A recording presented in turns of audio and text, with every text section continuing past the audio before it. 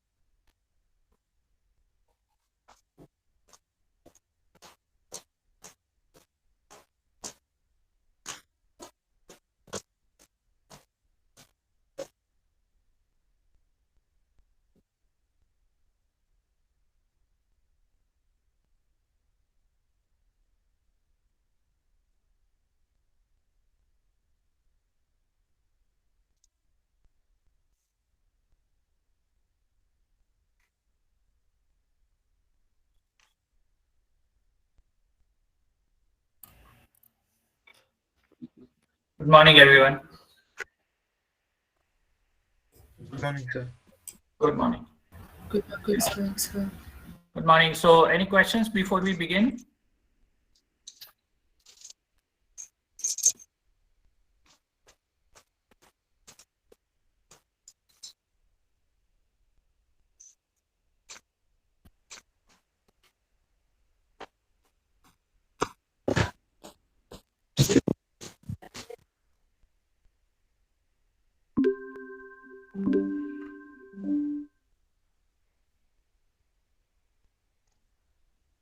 All right. So, let me share my screen. Okay. So, in the previous lecture, we started looking at how to deal with the directories, right? So, meaning that if you want to get an access to the directory entries and use it in our code, right? How do we do that? So this is the header file that we have, dir.ent, which basically stands for directory entry. Okay. In this header file, we have two information. One is the dir, which is basically the internal pointer which operating system uses. So, for example, when you open a file, you get the file pointer in return, right? Similarly, when you open a directory, you get the pointer to the dir stream or directory stream, right?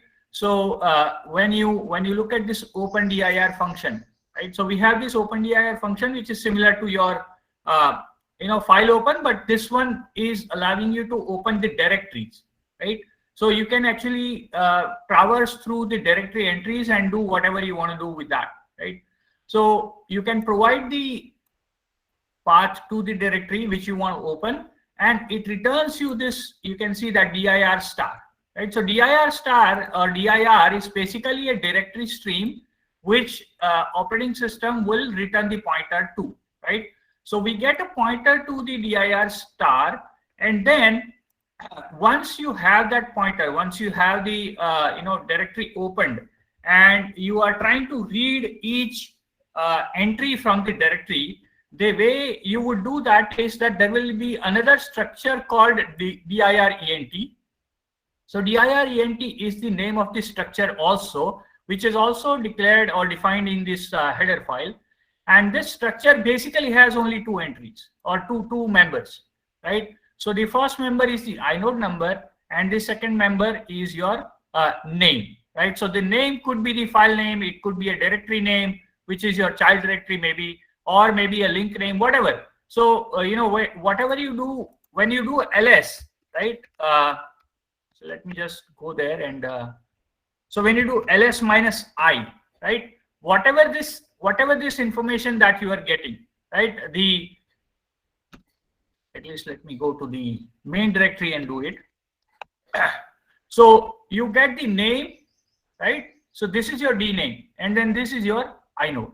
Okay. So these two information is what is stored in the in this structure, in this dirent structure, and you can get this information when you issue the read dir command, right? So first you open the directory by providing the path to the directory, you get the dir pointer, right? And then using this dir pointer, right, which you got when you opened the directory, you can then subsequently read each entry at a time, each directory entry at a time. So it's basically like, you open a file and then you read each line or each character or each byte from the file. Similarly, it works over here as well for the directories, right? So you open a directory, you get the pointer, to the directory structure, and then or directory inode, and then basically for each of the directory entry that you have, you will issue the read dir with that pointer, and what it will return you is the pointer to dirent structure. And dirent structure is nothing but those two members, right? Inode number and the name. You can also do rewind directory once you're done with the with your code. Once you're done with your program, reading the directory and all that, you can close the directory, or you will have to close the directory. You can go to a particular. Basically, this will tell you where the pointer is to the directory, right? Which entry this pointer is at, right? Or you can actually move the pointer using the seek dir. So whatever functionality that you can do with the files, similarly, those same kind of things you can do over here with the directory. Now, what I want to do is that I want to actually show you whatever we have learned about the inode numbers and what we learned about the directories using a practical example, right? So what we are going to do is, I hope now everyone remembers what pwd command is. Pwd command basically gives you the present working directory, right? So it basically tells you which directory currently you are at. Okay. So when I do pwd, it basically gives me the path to the current directory. Okay. And what we want to do is we want to implement the same thing. We want to implement pwd command, but by our own code, right? We want to implement it in our own code, how the pwd command works, right? So basically, as if operating system, as if you are a programmer, for some company who is actually, developing a new operating system, and we are asked to, create a tool or a application or program to, to implement this particular command, right? That is what the function we want to do. So what we have done is we have created a C file, right, which we call mypwd.c. Okay. So here, first of all, we have the main function. obviously, right? This is our pwd command, and then we call this particular function called print path2. So what we are going to do is that similar to what this pwd command is doing, it is printing this path, right? So we are going to be printing the path similar to this one. Okay, now how do we do that, right? So I'll first give you the logic behind how this program works, and then we will actually look at the code so that you understand how that works, right? So let's say I need to figure out where to start from, right? So what is my current directory? So how do I do that? So let me first go to the home folder, which is my home and Ubuntu 20 SP. So let's say this is my folder. This is where I am currently, right? And now if I do ls-ia, what do I get? I get these information, right? So I get the name, and then I get the inode numbers. Now we know that these two are special inode numbers, right? Why these are special inode numbers? Because this one is telling me that this is the current directory's inode number, and this one is telling me that it is the parent directory's inode number. Okay, so now if I go one level up, right? If I go one level up, which is cds ... and then I reach to the home directory, right? So this directory which I was in was, or let me again go back to that one and do pwd, right? And then ls-ia. Okay, now I'm going to go one level up. So you see I was in home Ubuntu 20 SP. Now if I go one level up, obviously I've reached to the home directory. Okay, now if I do ls-ia, what we will notice is that in the home directory, because the Ubuntu 20 SP is a child directory, you will see that the inode number is also over here. Okay, so you get the child directory's inode number here, which will be matching with the current directory's inode number in that child directory. So you see that this 20 SP is where I was, right? This is the path where I was currently, right? Originally, when I did this pwd. So when I did that, my current directory's inode number is matching with the child directory, which is the same directory in the home directory. So these numbers are matching. So I hope I'm being a little bit clear here that this current directory inode number is the same directory as the Ubuntu 20 SP, because Ubuntu 20 SP is the child directory in the home directory, which is where we were originally. We started from. Okay, now this is indicating the parent directory's inode number, or current directory's inode number in this case. So if you look at the parent directory's inode number, right? If you look at the parent directory's inode number in my Ubuntu 20 SP directory, this inode number matches with the current directory's inode number here, because we have gone to the parent, which is the home directory, right? So in the home directory, whatever is the inode number as a current directory, which is actually the inode number of the parent directory in Ubuntu 20 SP, which is the child of the home, right? Now if I go one level up again, okay, I've reached to the root, right? I've reached to the root directory. And now if I do ls-ia, now you will notice that we will have a home directory here as a child directory, and that inode number will be matching with the current inode number of the home directory, because this is the child directory here in the root, but this one is the current directory as a home directory.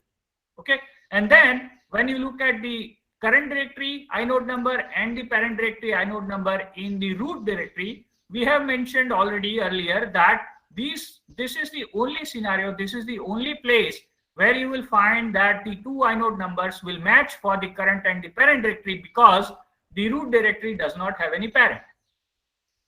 Okay, so the way the logic will work is we will start from the from the directory where we start executing the program, right, which is the innermost lowermost level, right? So let's assume that we are running the program from this folder, from this directory, right? So it will get the inode number of the current directory, okay, and then it will get the inode number of the parent directory. Okay, so it will get this inode and it will get this inode, and it will compare if the inode numbers are same or not. If the inode numbers are not same, then we know that we have not reached the root directory. Okay, so that is my base condition. What is my base condition? My base condition says that the inode number for the current directory and the inode number for the parent directory must match, which will only happen in one scenario, that is if I have reached to the root directory, right? So I start with my lowermost directory, and then I get my current directory's inode and I get my parent directory's inode. I compare them. If they are not same, then I go one level up, which is my home directory in this example, right? So I go to home directory. Again, I take the current inode number and I match that, try to match that, compare that with the parent directory's number. Again, these two numbers do not match because home is not a root, and therefore I go again one level up, okay, and then I try to compare my current inode and my parent inode's numbers, and then you can see that it matches. So this is where I will stop. So my logic is basically this, right? This is how my logic will work. So you start from the bottommost level, and then you keep on going one level up, up, up, up, until you have this base condition where the inode numbers for the current directory and the parent directory matches. Is that clear to everyone? Okay. So this is my print path2 function, and this function is a recursive function. Okay. Why it is a recursive function? Because you can see the way it works, right? So we start from the lower, then we go one level up. Again, we check for the condition. Again, we go one level up, and we don't know how many levels we have to go down, right, or go up actually, right? And then we unroll, right? So we first roll up our our recursive calls, and then once we reach to the root node, then we start unrolling it. Okay. So in the first call, what we are passing is not the current directory, but we are passing the inode information of the current directory. So you know that dot means current directory. Okay. So this is the function that we have again written, and you know how to get the inode number. Okay. How do we get the inode number? Using the stat system call, right? The stat system call, you provide the name of the directory, right? Which is our current directory in this case, and you get the address to the stat structure, and the address to the stat structure will return you the inode number, right? So this function is simply taking the name of the directory, and then it is getting the stat information from that name and returning the inode number. That is all it does, right? So what we will do is that in the first call, in the first iteration of our recursive call, we are going to get the inode number of the current directory. Now this current directory is going to be the directory where we are going to start running the application, okay, which we are assuming in our case we are running the application at this location, at this directory. Okay, so we will get that inode number of this Ubuntu 20 SP.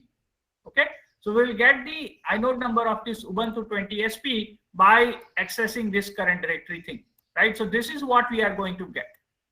This inode number is what we are going to get, because we are getting the inode number of the current directory. Now, once I pass that information to the path2 print path2 function, first thing we will do is get the inode number of dot dot. What dot dot means? Dot dot means parent directory. Okay, so that is what I said. So this is the parent directory information in the Ubuntu 20 SP, and we get the inode number of this one. Okay, so we get the inode number of this one. We already have an inode number of this one, and that is what we are comparing. Okay, that is what we are comparing. So we are saying, sorry. So what we are saying is that if the inode number is same, then that is our base case, right? Because that means we must have reached to the root node, and therefore we need to stop. Okay. But if they are not matching, that means we still need to go one level up. Okay. So if it is not equal, then we call CHDIR system call, which will allow us to go one level up. Okay. So we go one level up by doing double dot.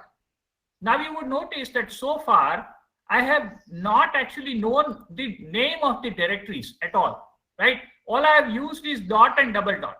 But in the C program, I don't actually know what is the name of the directories which was the subdirectory and which is now the parent directory. So we have not actually read the name. So how do we do that, right? So how do we do that? We have implemented another function called inum2name. What this function does, it accepts the inode number value. Okay, it accepts the inode number value, and in this function, it will read the directory and it will go through each of these entries, right? It will go through each of these entries. It will try to match that inode number which was passed, right? So whatever the inode number that we have passed over here, it will try to match that inode number with the directory entry. So what happened was that we provided this inode number, right? We provided this inode number in that function, but we are currently in this directory because if you recall, the change directory is already done, right? So we are in the home directory. If we look at our example, and the inode number that we are passing over here is the inode number of Ubuntu 20 SP. Okay, so what we are doing is we are reading the information from the home directory. We are reading the information from the home directory, but we have passed the inode number of Ubuntu 20 SP. Okay, so what will happen is that home directory will be opened, and then it will read each of these entry one by one, right? And how do we do that? We use our directory functions that we just recently understood, right? So we open the directory. Now this current directory means that home directory, because I've already gone one level up here, right? I've already gone one level up here, so I'm basically in the home directory. So when I say that open the current directory, it will actually open the home directory. Okay, in that home directory I will read an entry, right? I will read an entry and I'm going to check what is the inode number for that entry. And then I will try to match that inode number with the inode number that I need to search for. Okay, so what will happen is, let's say first it will read this entry, and this inode will try to match that inode with this inode, which is what was passed to that function. Now that inode does not match, right? So it will read the next entry. Then it will try to match this inode with this inode. Again, it is not matching. Okay, so then it will read the third entry, which is this one, and then the inode number here is matching with this inode number. So therefore, it will return this name, and this name is nothing but the directory where we were originally, which was the child directory of the home directory. Okay, so it's going to basically return you this name using that particular function. So this function is going to store that name in this name buff.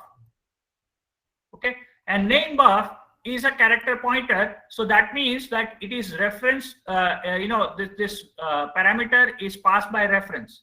So whatever value that I change in this variable, that will be available in my calling area, which is this one, right? So this will contain that name. This variable will give me that name, whatever the name that I found out.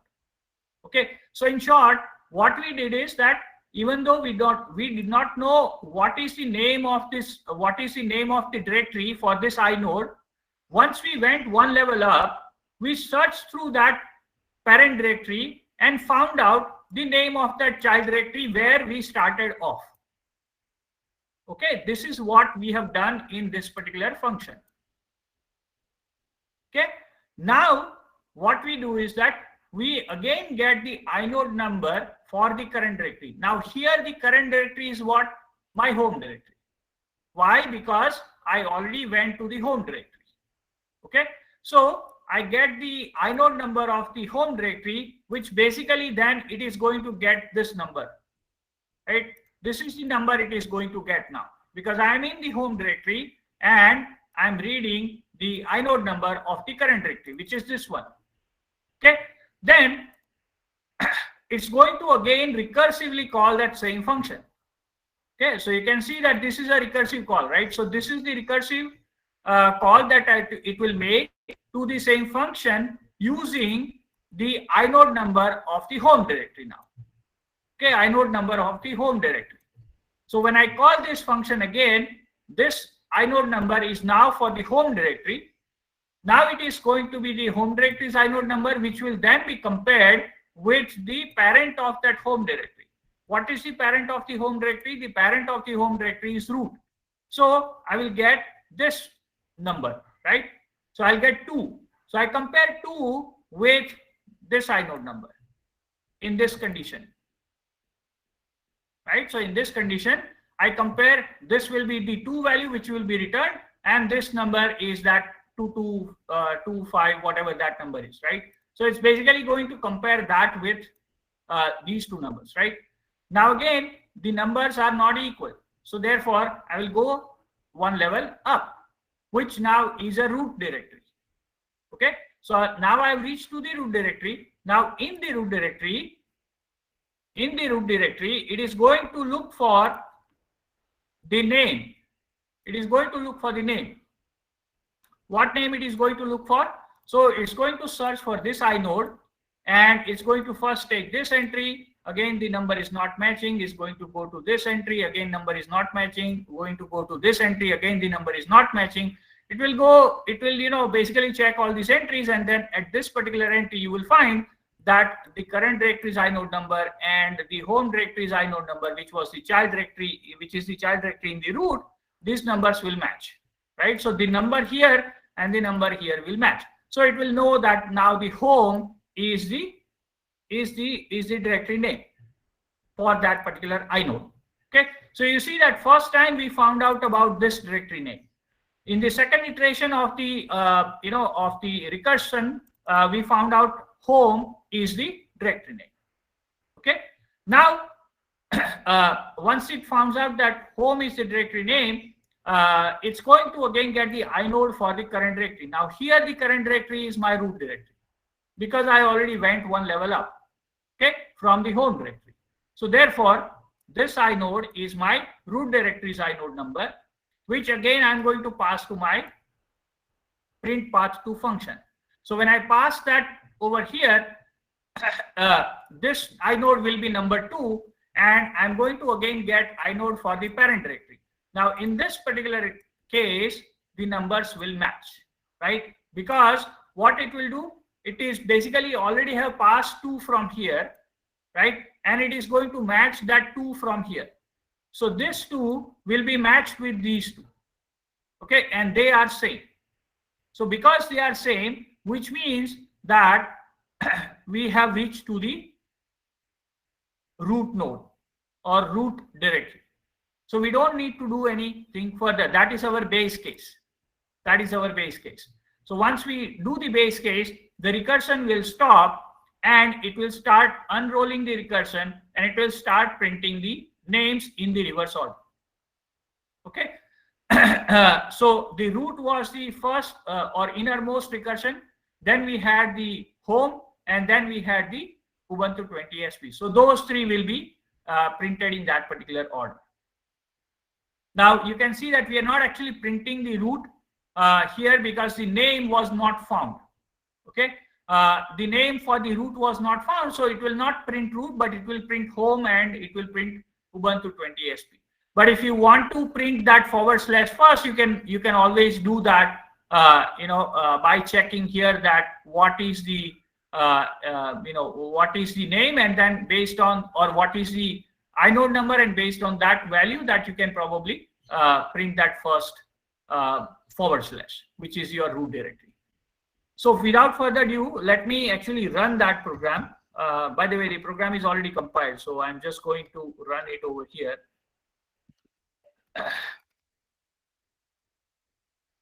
So let me first go to the home directory, right? So I'll do home Ubuntu 20 SP, and then I'm going to run it from here. So this is the pwd command returns, and now I'm going to run our code.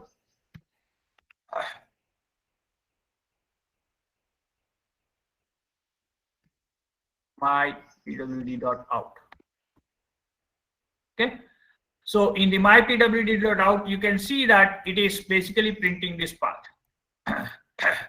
And it is telling me that for this directory, it found out that this was the inode number. For this directory, it found out that this was the inode number. And you can go to any directory and you can run this program. So it's not that it's going to work only for this one particular directory. Let's say, let me go to desktop, and then maybe I run it from here. And then you will get this information. And if you do pwd, again, you get the same information, right? So you can go to any directory and you can run this code, right? And this code is basically going to print the path to the current directory. Okay, so basically what we have done is we have implemented our own pwd command. Any questions from anyone regarding this code?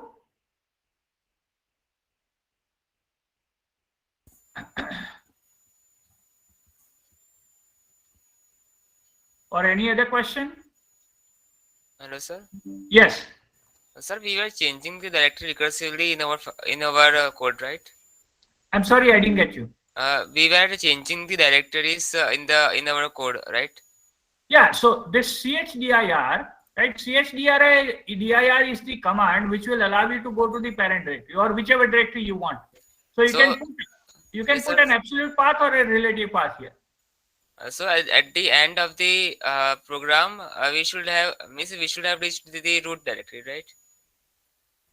See, why root directory is not printing is because, see, what we are printing is only the name, right?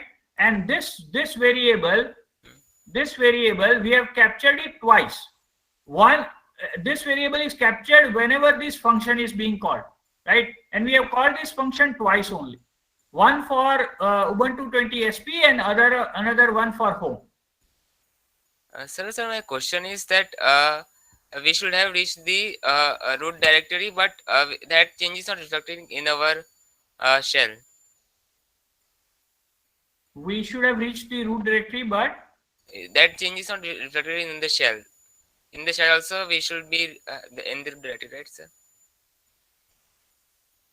I'm sorry, I'm not catching your question. What is it that you are asking about, the printing, or you are asking about something else? Sir, I am asking about changing in the directory. Sir, in the code, we are changing the directory, so why the change is not reflected in the shell, in the terminal window? In the terminal window, it will not change, no, because this is an internal code, right? I mean, see, this code is running in that shell, so we are not actually changing the directory in the shell itself. I mean, we are changing directory inside our program. So our program is saying that start from the current directory, then go to the parent directory, then go to the parent directory, and so on. But your program is still running in the same same folder where you started off. Okay, sir.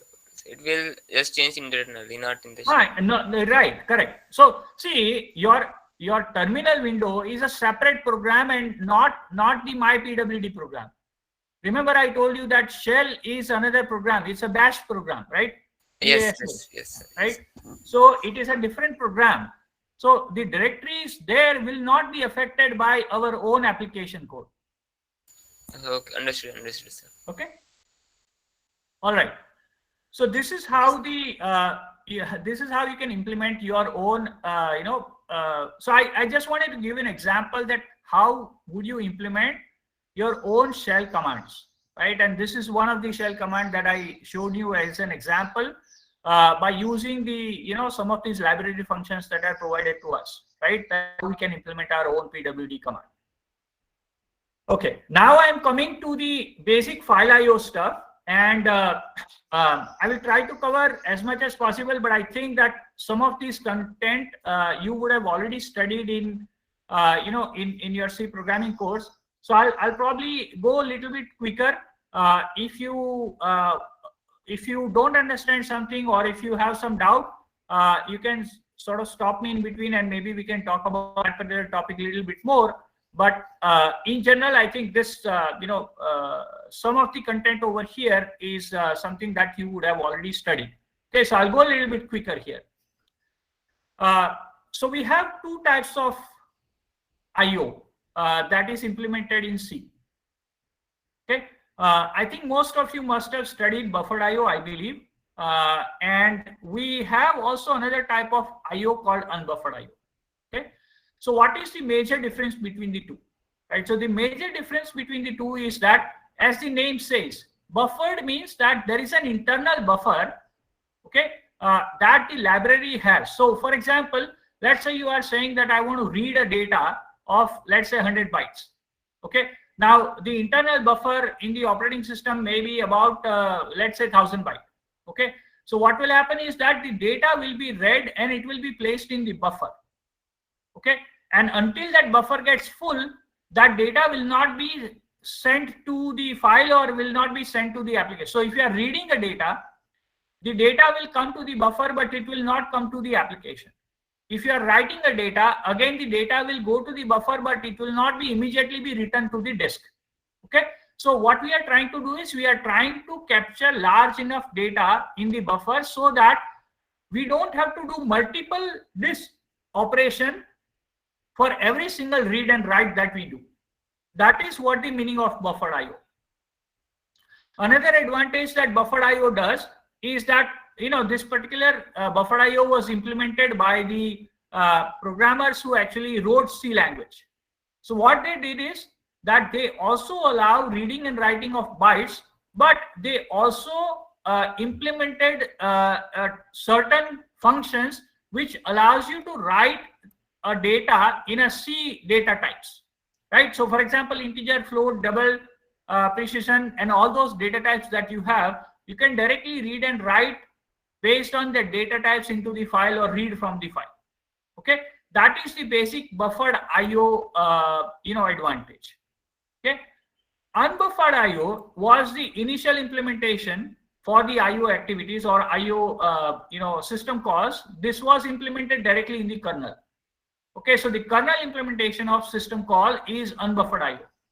And what you do is that you use the read, write, open, close, these kind of system calls. They directly deal with the disks operation, right? So for example, if you say that you want to read a data, the data is not going to be read in the C data type format. It is going to be in the raw byte. Right, so all these operations are done in the raw byte format. Right, so if you write, again it's a raw byte. If you read, again it's a raw byte. Okay, so you have to do reading and writing in byte, and every single read and write call that you make, right, it will not be buffered, meaning that data is not stored internally somewhere in the operating system, but directly the data will have to be returned to the disk or will be read from the disk. So every single call that you make over here is directly going to the disk operation. Okay, and therefore buffered IO is slower compared unbuffered IO is slower compared to the buffered IO. Okay, because every time when you have to go to the disk, you know that the disks are the slowest component in the computer. Okay, disks are the slowest. Then you have the RAM, right, which we call DRAM, or your memory of the computer. Then you have caches. So caches are faster than the memory, and then your processor. So processor is the fastest component in your computer. Then the cache, okay, which stores little bit of data, small amount of data. Then you have a RAM, right, and then you have a disk. So disk is the slowest component in the device, in the computer. So every time when you have to read and write from the disk, it's going to be slower compared to when you write the data initially in the memory, in the RAM, and then once you have a sizable amount of data, once you have a big chunk of data, then you actually dump it into the disk. Okay, so every single read and write will not go to the disk when you use buffered IO. Okay, this is the basic difference between the two. I hope it is clear to you. So basically, when you use buffered IO, what are the system calls that are available to us? Right. So you have an open command to open the file. So you provide the file name with the path, and then you provide the flags. So what are the flags? The flags are basically stating that whether you want to open the file in the read only mode, write only mode, read write mode, right? You want to create a file if it does not exist. If you want to append a file, meaning that when you write it, the writing will be done at the end of the file, not at the beginning of the file. By default, the writing is done at the beginning of the file. Okay. Then you have a truncate operation where you can create an empty file, right? Or you basically, if the file exists, then the file will become 0 byte. Now, if you are creating a file, you can also provide the mode, right? What is this mode? Mode is nothing but the access, right? The user access, because see, the file did not exist earlier, right? So maybe you want to provide which user will have what kind of access, right? So that also you can provide along with the open command, right? And what these numbers represent is something like this. So basically what happens is that we know that when you have a current user, you have RWX, which is read, write, and execute. Then you have, so this is for the current user. Then you have the group user. Again, you have RWX, and then you have RWX for the other users who are not part of the group, right? So what happens is each of these permission contains one bit in your access mode, right? The mode that you provide contains one bit.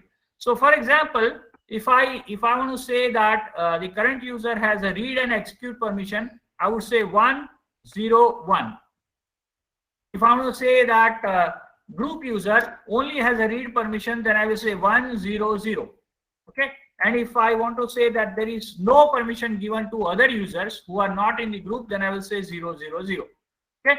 So what will happen is each of these three numbers are the binary values, and we will convert these binary values into decimal values, right? So if you say 101, right, 101, what is that equivalent to? It is equivalent to 5, right? So 5. So 5 says, 5 means that current user has read and execute permission. Okay. Now 100 means 4, right? So if I say 4 here, which means that the group users have only read permission.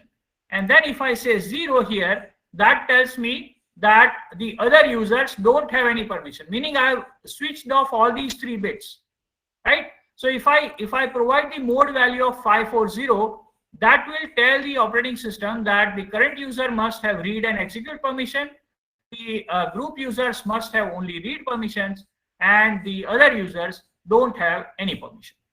This is how you would be able to provide your mode values. And I've given you a couple of examples here also, if you want to just go through it. Okay, so first you open the file and you provide your flags, and if you are creating the file, you can also provide the mode. Now, at the time of creation of the file, if you don't provide the mode information, the directory under which the file is created, it will have a default mode, right? The directory also has the mode value, right? It also has the access information, permission information. So it will use the directory's permission information by default, okay, for the file. The open command will return you -1 if there is an error, okay. It will return you value generally greater than 2 because this is the file descriptor number.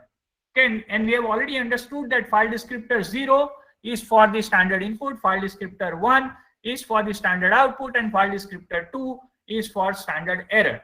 So generally speaking, it will not return you any one of those 3 values. It will return you any value which is greater than that.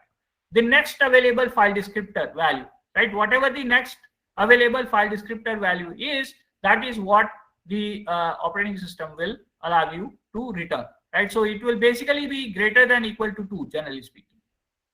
So this is the example, right? So if you provide this, then you are opening a file, and in this example we are assuming that the file already exists.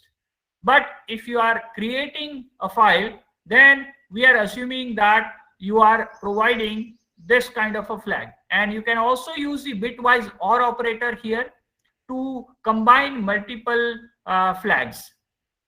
So we are saying that we are creating a file, and we are also allowing that file to be in a read-write format, okay, for the current user. And this 6 represents read and write. So if you go back to this one, right, if I say 6 meaning 110, right? So 110 means read is yes, write is yes, and execute is no. That is what we are saying, right? So that's why that 6 is provided, okay? And 4 means only allow read for the group users and the other users. Okay, so now this probably you may have studied earlier in the C programming course, but what we want to also understand is that how operating system is keeping track of all the open files. Okay, how does it know that which application has opened which file, and where if I issue a read or write command, where it should read or write? How does it keep track of that? So primarily, there are 3 types of tables that the operating system uses. Okay, one is called process file descriptor table. So what is a process file descriptor table? We know that when we run an application, when we run any program, it becomes a process, right? Because remember, I've shown you that whenever we run a program, it has the process ID. Now, obviously, it will be more clearer to you when we study the next chapter, which is a process management chapter. But if you remember, initial part of the lectures, I showed you that if you do PS command, right? PS is the process status command. So process status command gives you the the program which is running, which is the application code, right? And it also provides you the process ID, right? So it provides you the process ID. If you want to see all the processes which are running in our system, you do PS minus AJXF or EHF or something like that, and that lets you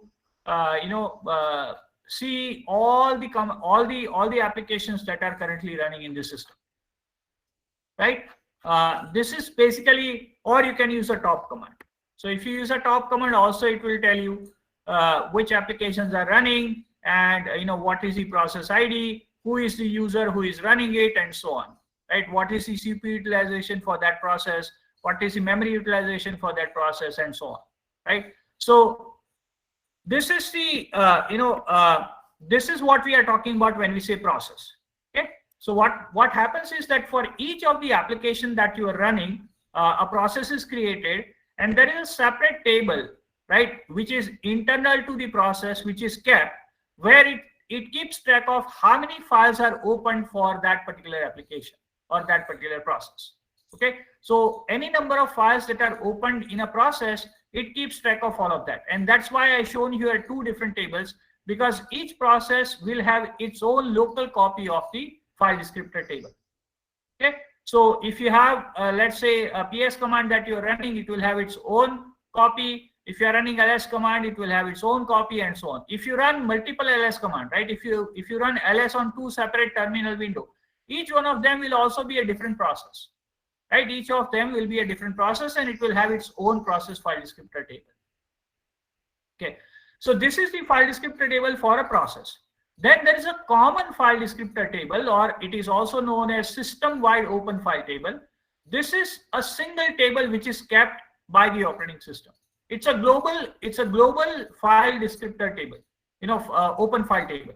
Okay, and it has these columns, right? So you have the file offset, and file offset basically indicates where to read the data or where to write the data for this particular open file. Okay, so it keeps track of the byte at which it needs to read or write. Okay, Here you have the permission information, right? Here you have the reference count, meaning how many times this file has been opened. Okay, and I'll come to this one. This is a very important. This particular field and this particular field, these two are very important for us to understand how the file IO works. Okay, and then you have the inode pointer. So operating system also keeps track of the inode table, which has an information about the inode number for which particular file. Okay, so primarily these three tables are kept in the operating system area or kernel area to keep track of which files are open and which processes are using which file and so on. Okay, so we'll take a look at an example of that in the next couple of slides, so you will get an idea. But before that, I need to cover a couple of more library functions or system calls. So read, we are somewhat familiar with. So read, again, this is an unbuffered read, right? So you provide the application buffer where you want to store the data, right? So this is not an operating system buffer. This is our own buffer, which you have defined in your own program, right? So you say that what is the file descriptor, right? Once you have the file descriptor from open command, which file you want to read, then you are saying that where the data should be read and how many bytes you want to read, right? So how many bytes you want to read, how many where you want to store the data in the internal in the program's memory, which is your buffer here, and which file you want to read, right? So what does read command returns? The read command returns -1 if there is an error, and it will return you greater than equal to 0, okay, if it is successful. Now why greater than equal to 0? Because if it is a positive integer, it returns positive integer which is non-zero, right? So greater than 0 value will represent that many bytes were actually read from the file. Okay, that many bytes were actually read from the file. So for example, if this file had 100 bytes, okay, but this buffer, right, this buffer maybe was declared with let's say 7 bytes, right? So it will keep on reading 777 if you have a loop, and then at the end it will be left with certain less number of bytes, right? So that many bytes it will read, it will not be exactly 7. Right, it will not be exactly 7. And then once you have read all the bytes from the file, the last read command that you issue, it will return you the value 0. So value 0 that it is returning indicates that you have reached to the end of file. So there is no system call that you can check for the end of file in unbuffered IO. So in unbuffered IO, if you want to check whether you have reached to the end of file, the only way you would be able to do it is that your read function returns a value of 0. That tells you that you have reached the end of the file. Okay. Now there is one more command that we need to understand, which is called dupe command. And dupe basically stands for duplicate, right, or copy. So what dupe command returns is it returns the copy of the file descriptor. What does it mean? It means that it will have new file descriptor number, right? It will have new file descriptor number, but both the file descriptor, the old one as well as the new one, will be still pointing to the same opened file. So that means when you do reading and writing, it will be happening from the same file and same file offset. Okay. Now there are two versions of the dupe command or dupe system call. In this version, you provide the old file descriptor which you have created, which you got when you issued an open command. Okay. So when you issue an open command, you got the file descriptor. So you provide that file descriptor over here, and this dupe command will return you any next available file descriptor. Right, but if you use this old one or if you use this return one, both of the reading and writing will be done in the same file at the same offset. So that's why it is called dupe. Dupe means it is a duplicate of the original file descriptor. Okay, whereas in the dupe 2 loop 2 scenario, what happens is we also can provide the number we want, the file descriptor we want to be used as a duplicate of the old one. Okay, so here operating system decides on its own which number to return, whereas in this case we are telling the operating system that we want to use this new file descriptor along with this old file descriptor as a same for the same operation, for the same file, same open file. Okay, now the question is that why we need this loop command. I will come to that maybe. I mean, the example that I've used is in the next chapter, but I'll show you that I'll show you that example now so that you briefly have an idea about why we need it. Okay, Sir, so, yes. sir, in the loop 2, if we the new FD that we have provided, if it is already used, then what will happen? If it is already used, then the old, whatever it was used for, it will be sort of renamed, meaning that the old the functionality of the old one will be gone. So you won't be able to access that old file anymore. Okay, sir, got it. So let me come to that. So I mean, you won't be able to probably understand the whole code here, but I just want you guys to focus on this loop 2 command that I've issued here. Okay, so what we are trying to do here is that we are saying that there is a file descriptor that we have. So this is the file descriptor, let's say for a regular file, for your text file. Okay, and we are using this one here as a file descriptor. So I hope that everyone knows now what is one file descriptor. It is for standard out, right? Which means it is for display. So what we are trying to say here is that whatever you write into the file, actually instead of going to the file, we want it to go to the standard output. That is what we are trying to say. So in other words, by using this loop 2 command, what I have done is I have redirected. I have used the redirection, right? What I have done is I've used the redirection by saying that instead of data going to the file, I want the data to go to the standard output. Okay, so I've redirected the content to go to the file. Instead of that, I've redirected it to the standard output. Similarly, if you see this loop 2 command, we said that instead of reading the data from this file, we want the data to be read from the standard input. Okay, so and this example, I'll come to that when we look at the process management, because this example is actually from the process management. But because I just wanted to show you how we can use loop command, that is the reason I opened this code and I'm just showing you this one, right? So this is the example, or this is the way we will be able to use the loop commands. Okay, so in short, what it will do is that whether I read the data from here or whether I read the data from here, all the data will come from the standard in only. If I write the data into this file, or if I write using one, all the data will go to the standard output only. That is what I am trying to do. Okay. All right. So this is what the loop command does, and that is what the read command does. So now let us take an example, right, of how these three tables that we have, which is maintained by the operating system, is being used when you write different file commands, right?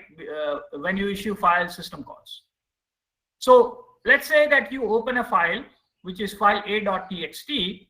Now assume that there is already a file existing, right? So there will be an entry in the inode table already for that file, because the file was already there and system is keeping track of that inode number, right? So in the inode table, there is already an inode number for a given file. Okay, and let's say that inode is 3 or something like that, right? So this offset is what we are considering as inode number. Okay. Now, when you open the file, it will have to create a new entry in the system-wide file open table. So it creates a new entry here and it puts the offset as 0. You are reading the file only, so it puts at read only. The reference count is 1 because there is only this file is opened only once, right? And then it is saying that I'm going to use the inode number 3. Okay, because that file is inode number 3. Okay, now I read a file, right? So I read from that file using that file descriptor, single byte, 1 byte, right? So what will happen is that once I issue this read command, this offset will change from 0 to 1 and it will return that first byte back to me, right? Because that is what I'm reading, and that byte will be stored in my variable C. So this is my read command. Now I open another file, fileb.txt.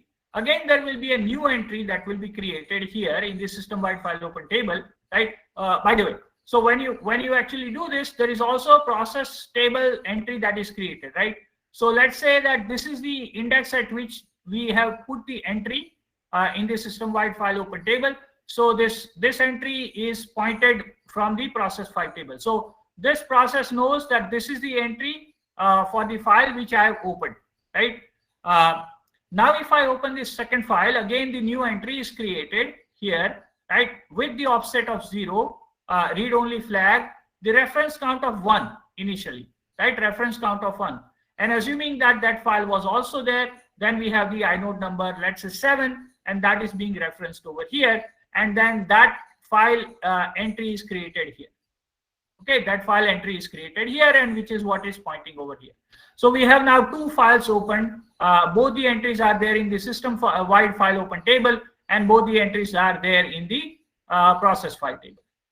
Now I read the byte from the second file that I opened, fileb.txt.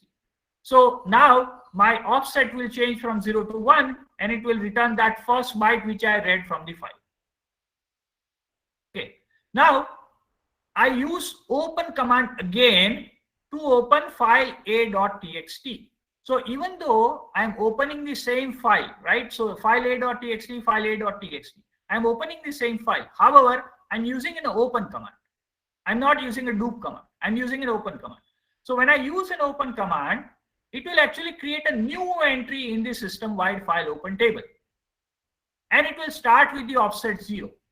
And create a new entry also in the process file descriptor table, and that entry will be pointing to this new entry over here.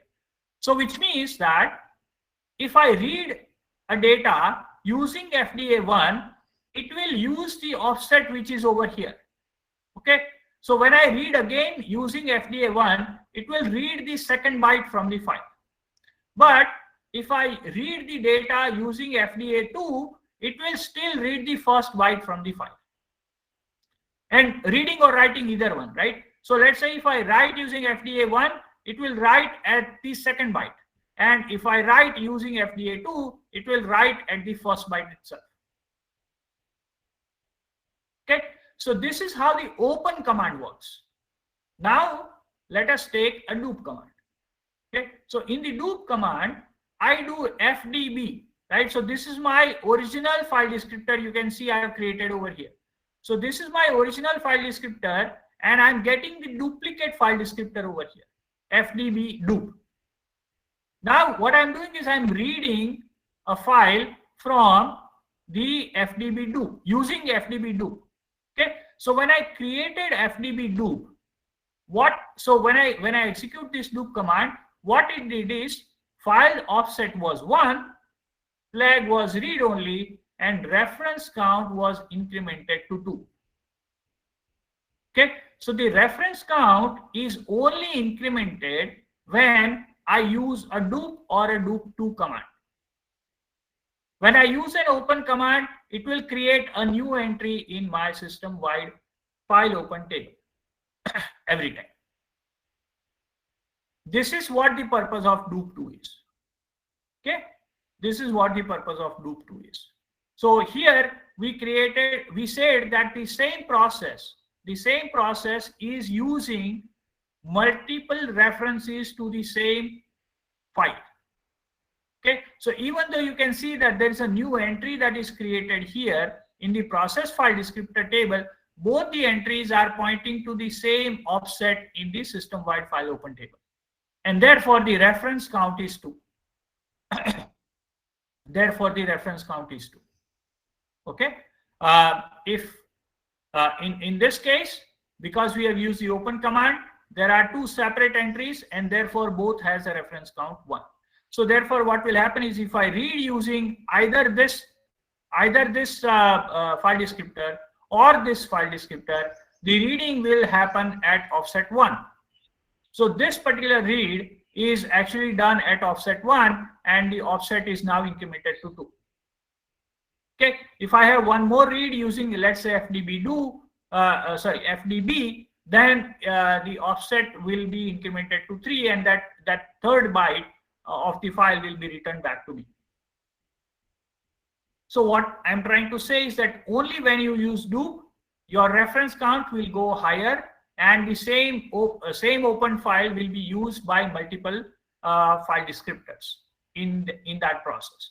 Otherwise, if you keep on doing open, it is not the same, it is not the same file handle. It is not the same entry in the system-wide file open table. So therefore, if you keep on reading or writing, it will still happen at different offset depending on how many times you did read and write for those respective file descriptors.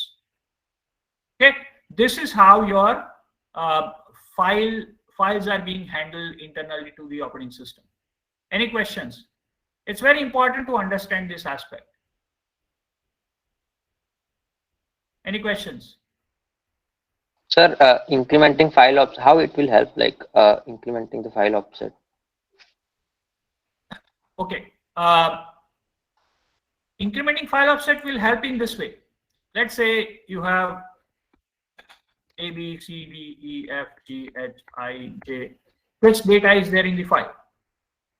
Right. This data is there in the file. So this is my offset 0. This is my offset 1. This is my offset 2 and so on. So when I say that read or write at this particular offset, it is actually writing this byte in the file. So what I'm trying to say is that when you look at the file A scenario is always going starts at 0 byte. So my first reading also will return me A. My second reading over here, which one? Well, if I use FDA2, right? If I use FDA2 to read the data, it will again return me A. But when I use FDB to read the data, it will use A, and then if I use FDB do, it will not return A, it will actually return me B. Are you getting my point? Yes, sir, got it. Okay. All right.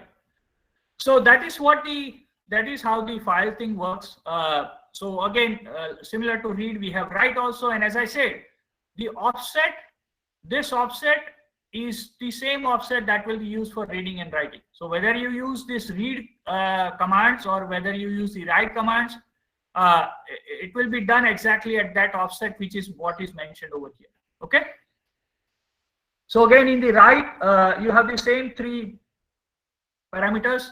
The file descriptor, here the buffer will have the data.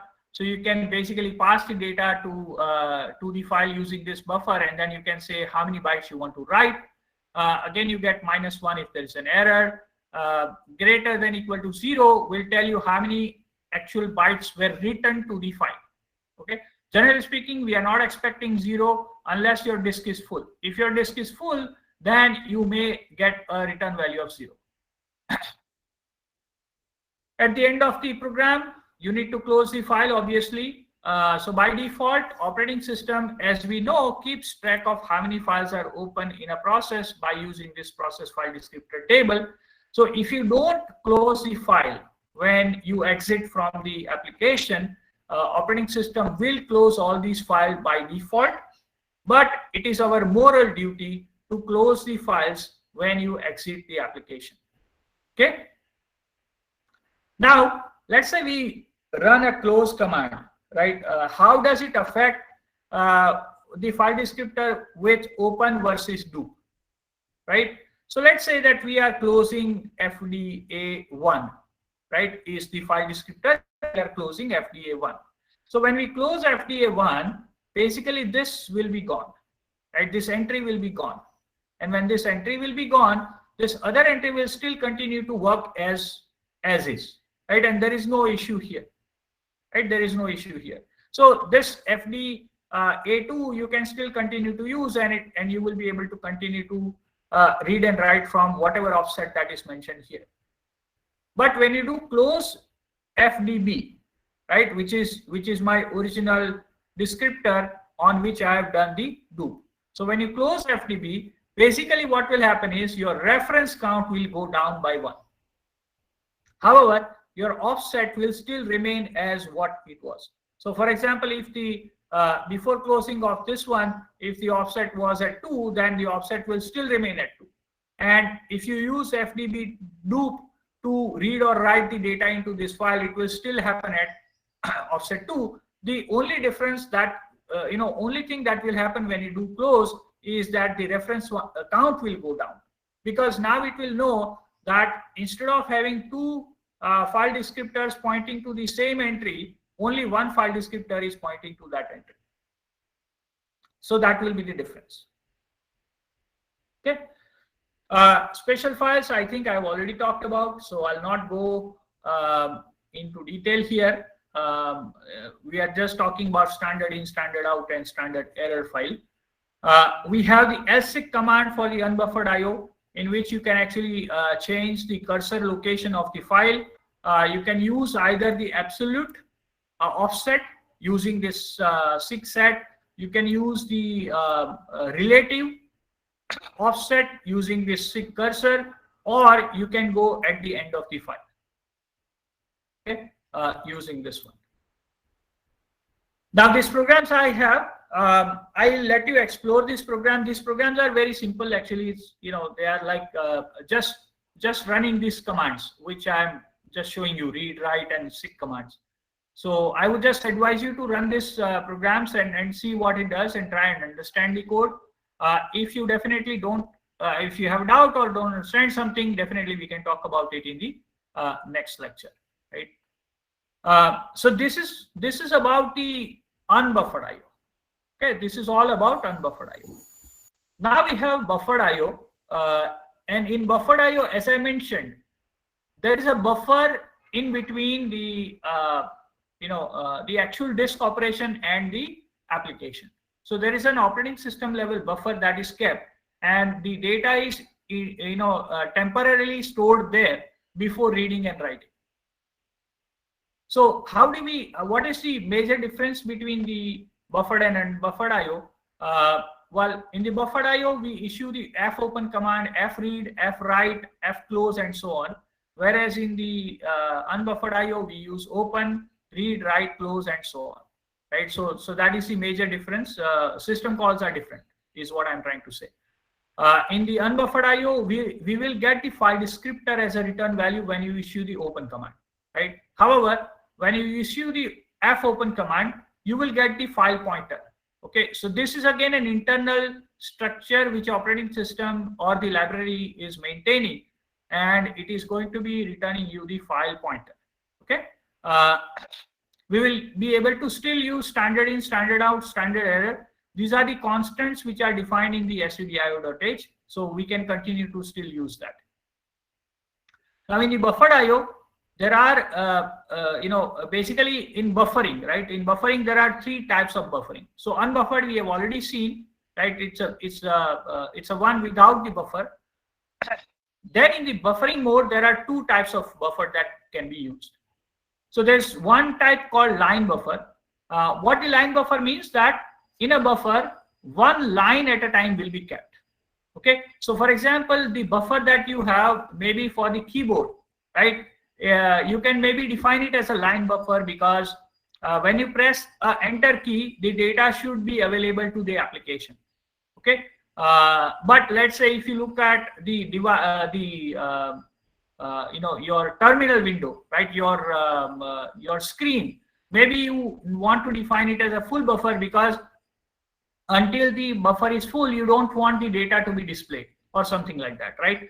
So full buffer means that whatever is the size of the buffer that you have defined, until that buffer is completely full, until that data is filled in the buffer, the data will not be either read or written.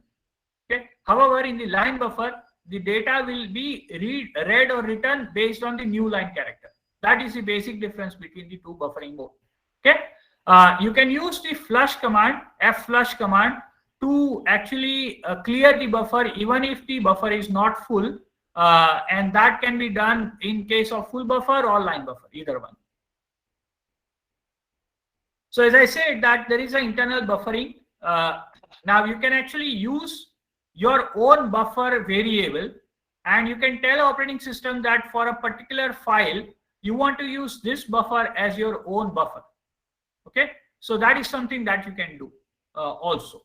um, by default, operating system uses 1 kilobyte of buffer, which is the internal buffer.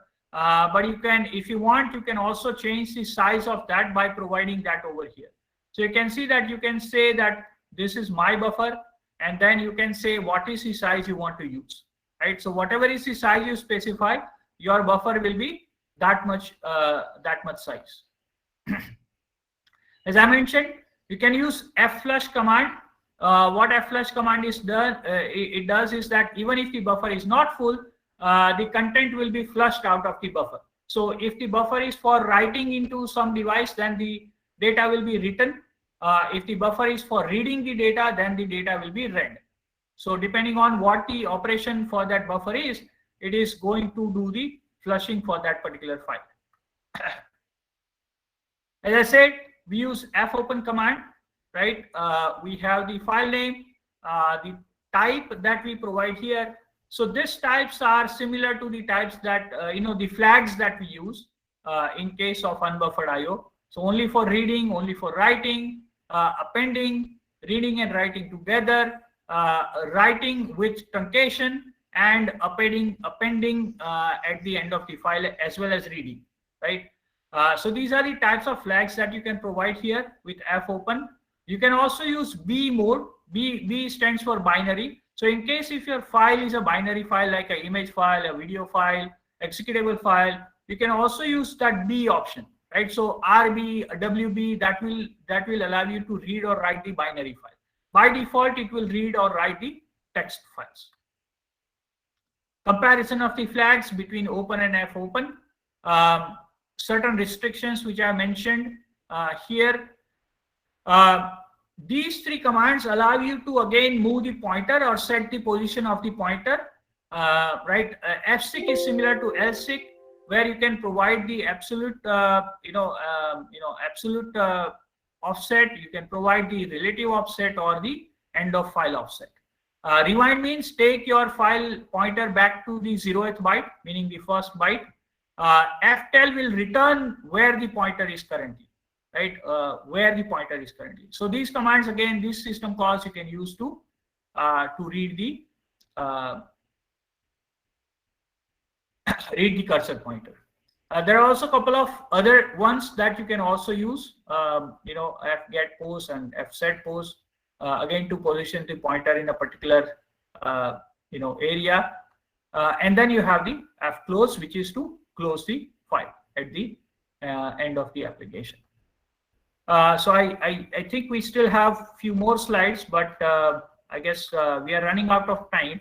So let me stop here, and then I think the slides should not take much time, but anyway, I'll stop here, and we'll continue in the next lecture. So any questions from anyone in anything that we covered today?